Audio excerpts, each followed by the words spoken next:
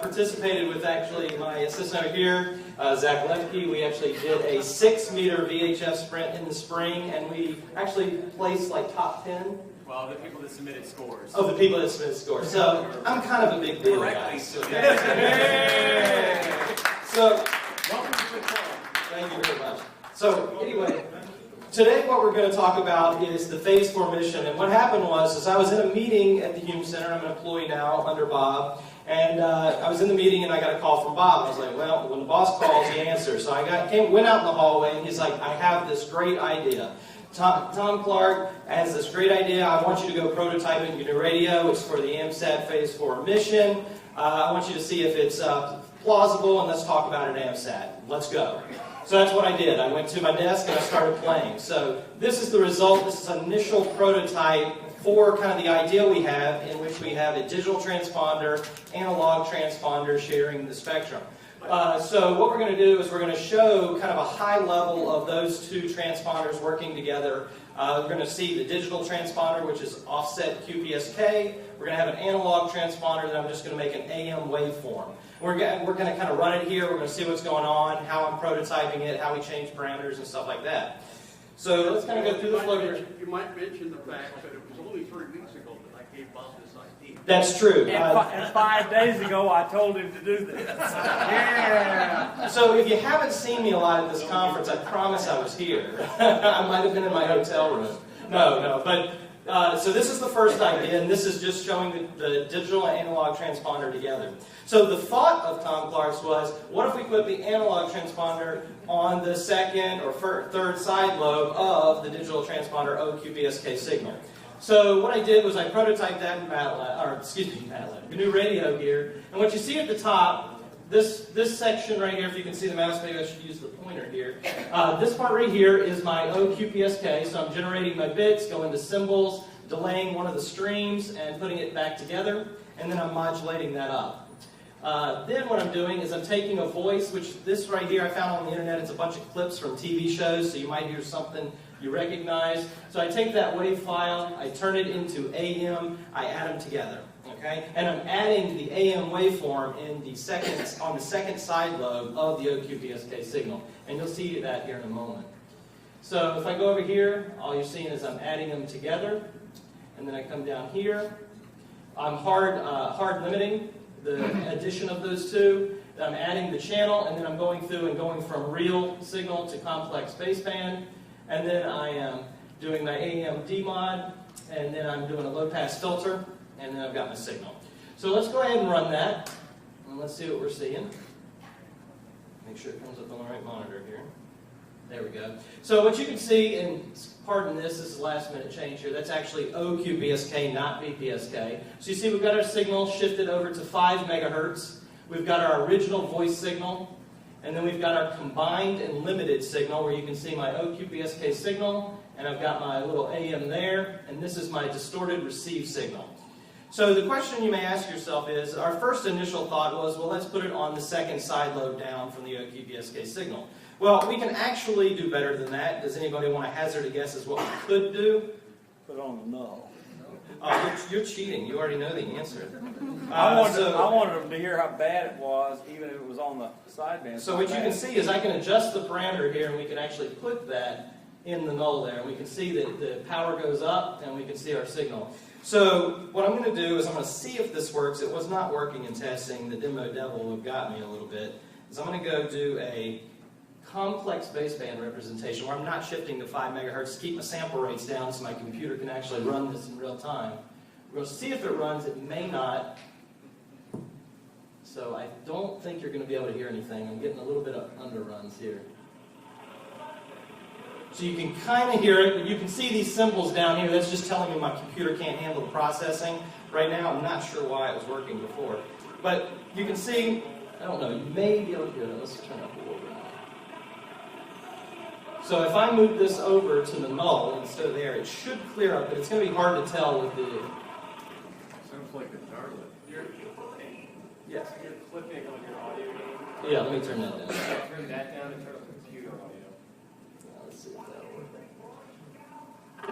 So you can hear it's kind of low because my computer can't keep up.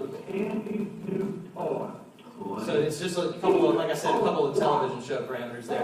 But the key thing here is that I can play with this. It's a prototype. Lets me change parameters on the fly based on things that Dr. McGuire comes up with. Let me ask you something. Yes. Can you stop it for a second? Of course. I'm going to show people how fast this is. You have a problem. Okay. You add the two together. Then you hard limit. Then you filter the narrowband, and then you AM detect it. You've got them backwards. So that is what I had before I actually got here. But you can downsample. Yes, I was actually doing that before, and it was working a little bit better when I did that. But yes, so I have a rational resampler here, and then I have my low-pass filter. Okay, so the complex to mag wants to go after the filter that picks off only the AM. Yes, and that, yeah, so I was doing that before, and it was performing a little worse, so I did it this way and it worked. But yes. Okay, we can make this better. It'll sound great when we're done. Okay, well, it's just, so I promise you this is a demo demon, so it was working in a hotel room here a minute ago. So, anyway, what we've got is, we can see that we can actually get our AM signal if we put it in the null of our signal, and it works very well even at high noise. And the key that I'm trying to stress here is that we can demo these things on a fly. They can give me a problem, or anybody that's familiar with GNU radio, you can prototype it very quickly and just kind of test your ideas. And that's what we're doing at the Hume Center to try to make this Phase 4 GEO mission a reality. And almost always, just like you see there, the signal processing is trivial, the I/O is work. Exactly. Always. That's always the most painful part. So let's go to a little bit more interesting example. So we were just talking about that we have this digital transponder, or OQPSK, and then we've got this analog. So we kind of focused at the high level where we're doing both. Let's focus on that OQPSK signal. So what I did was I kind of prototyped a system that's kind of representing what would happen in real life during the mission. So Bob mentioned yesterday, we've got an idea where we're going to have multiple signals going up to our transponder, and they're going to be packaged and sent back down as an OQPSK stream. So what I did in GNU Radio is I said, okay, let's just kind of abstract that a little bit, and let's say that we have a couple of FM signals arriving at me at the same time. I can channelize those signals into multiple separate streams. I can take the voice, take it down to bits through encoding. I can then frame structure them in an OQPSK signal and send that out.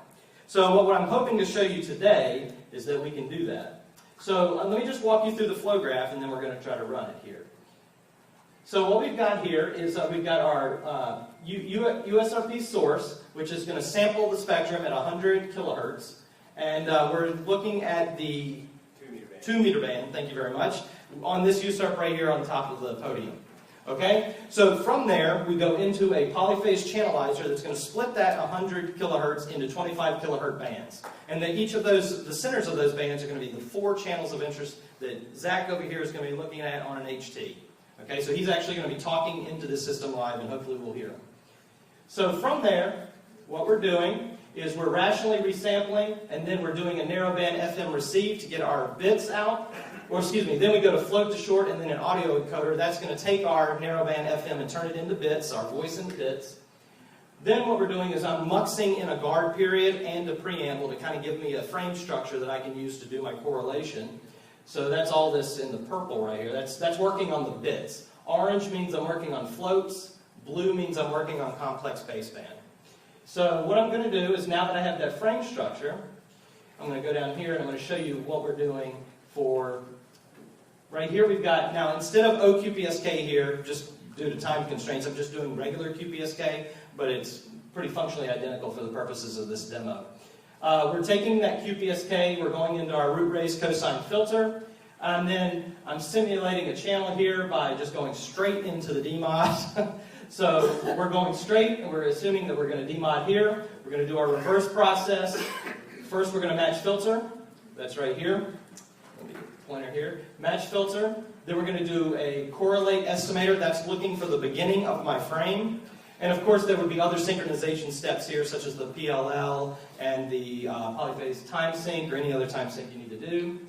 This is just doing my frame synchronization. Then I'm looking for the beginning of that frame. and then I'm going to break up my time frames and then pick out the channel that I'm looking at. And then I'm taking that to bits, and you're going to hear it out of the speakers, hopefully. So let me go ahead and run that. I'm back here now, sir. Okay. So let's make sure this starts running. So don't run just yet. So what I'm going to do is kind of walk through the spectrum here. So this is where you're going to see the signal pop up. He's going to pop up in one of the 4 channels that I have here in the spectrum that I'm looking at. Then what you have here is these are the channelizer outputs, so he should only be seen on one of the channels, whichever one he's looking at. Then what we have over here is we have a TDMA frame that I've generated. That's actually the frame structure going into my QPSK. This is my QPSK waveform. And then I've got a preamble correlation. Every time you see one of those spikes, that's me seeing the beginning of the QPSK frame. And then you'll see here is the analog voice if you see him talking, and here's the received TDM frame. So let's go ahead first and see if we can hear Zach talk on one of the channels. Go ahead, Zach. So there he is right there. There's the analog signal coming through. You can see his data going into the first frame. Can you switch to the second channel? All right, are you talking? Yeah, can you switch to the second channel? Okay, ready? Yep. And you can see him show up in the second channel there. I don't see him on the first channel anymore, but I do see him on the second channel. And now let me go down here, and if all works well, sorry for the noise, let's go to the first channel. So we've actually gone through the system where we can actually pick him out. We're listening to him on the computer. So can you move to the second channel? This is going to be so he's no longer on the second channel. We go over there.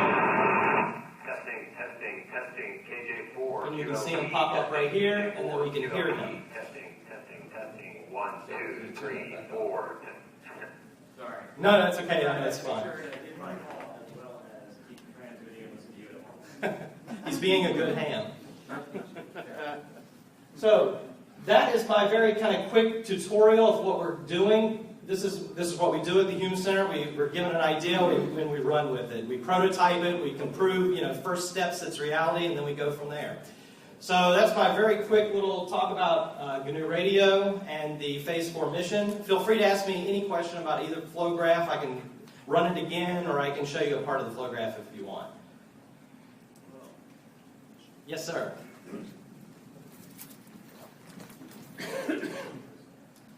A few weeks ago, I actually went on the AMSAT ascent list and brought this exact scenario up. And Dr. McGuire said, I'll take about 25 minutes to do GNU Radio. It took longer than that. That's what I wanted to know. It took 2 weeks.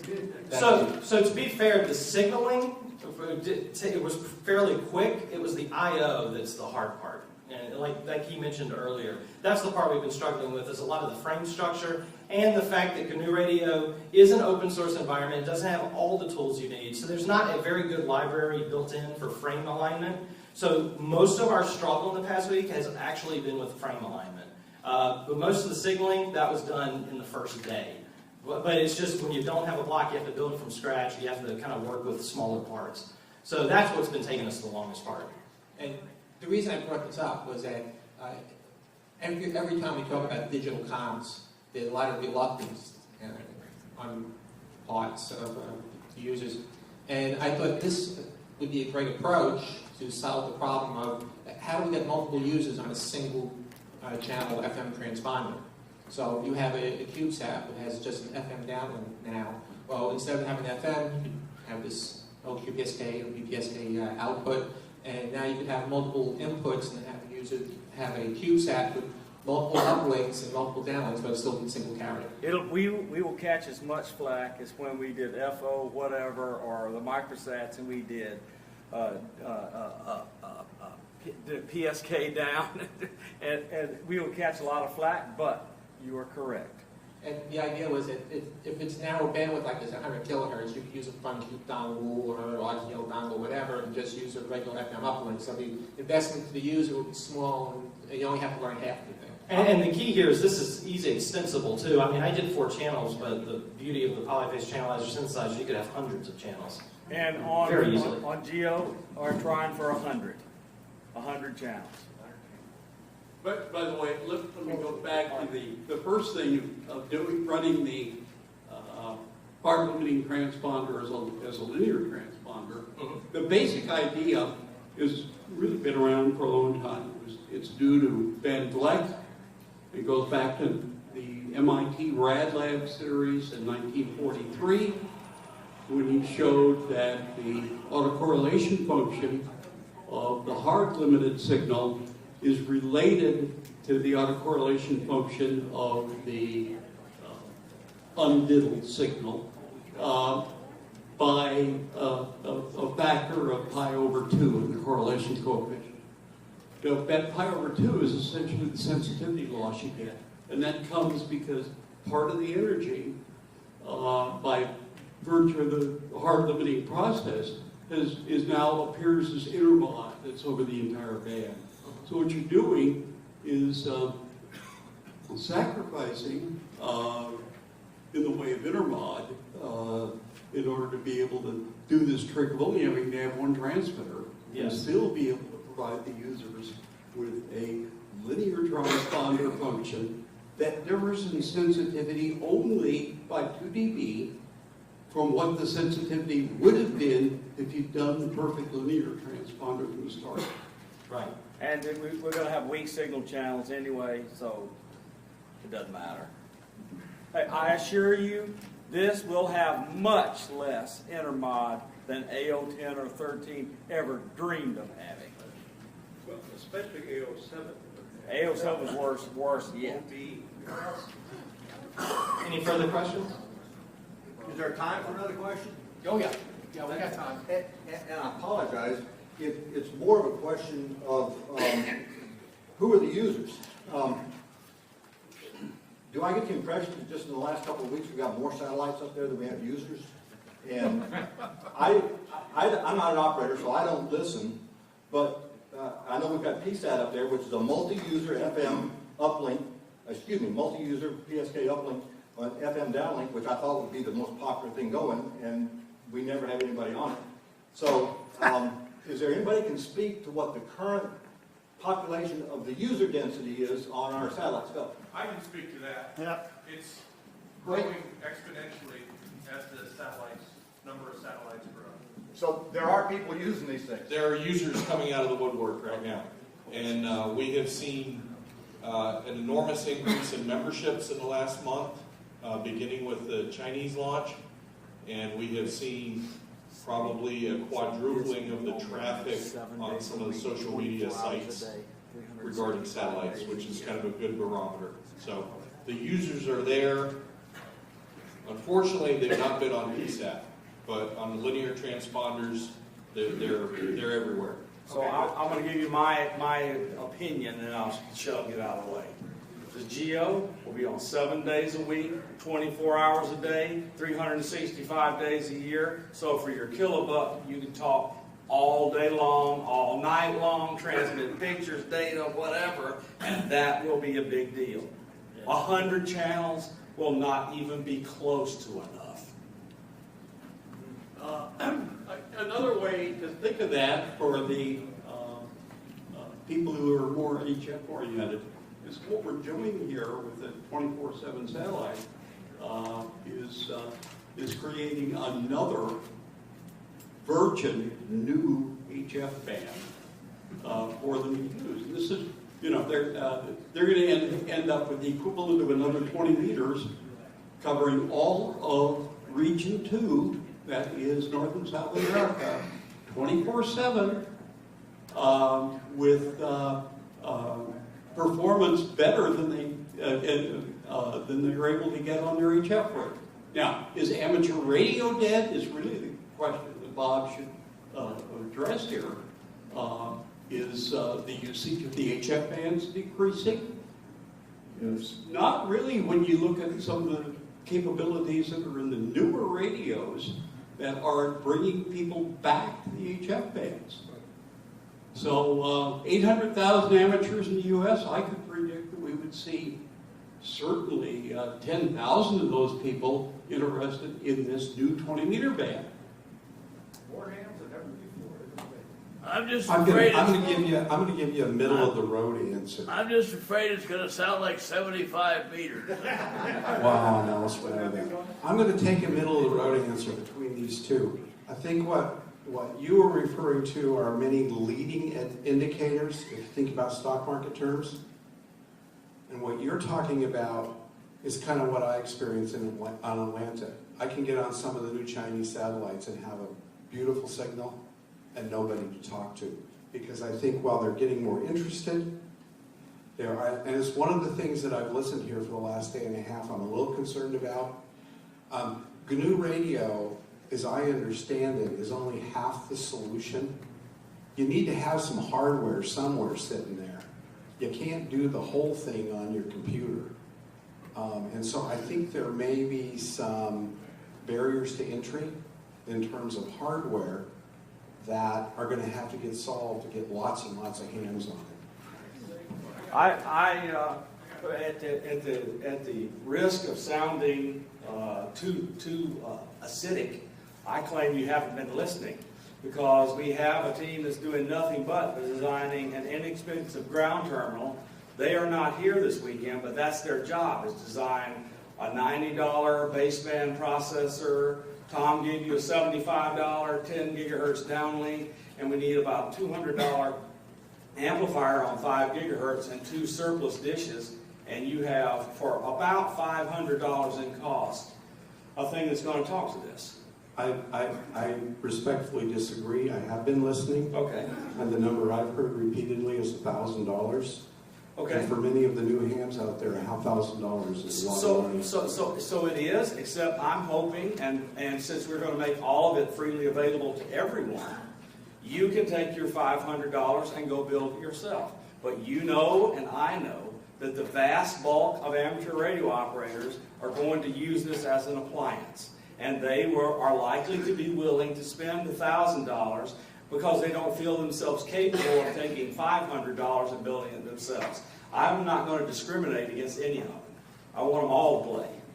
Well, and people go spend $400 or $500, $600 for some fancy FM rig to talk to repeaters. And they do it all the time. Well, I'm in microwave contesting, and the argument we always get when we talk to folks is, gosh, you know, I'd want to add another band. It's going to cost me about $500, and I'm going to talk to about 10 people. So that's going to be about $50 a contact. But this isn't the case with this. So even though I understand his point about the cost, when you say there's going to be a lot of users out there and this is available 24/7, which is unlike the microwave propagations from beyond line of sight, then it becomes a little more interesting, and it's easier to justify a $500 expenditure to open up a window like this. Okay, we're going to have to kind of, after you're done. Okay, I was just going to say that what was just demonstrated here for a user is an existing FM radio for the uplink and something as inexpensive as $20 RTL SDR dongle running the software. And that is a total investment to utilize this transponder that was just demonstrated. And if I could clarify my initial comment, I was not talking about this transponder. I was talking about satellite CubeSats in general that were throwing up there so fast. Ah, yes. Well, you and I agree on that. Yeah. Okay.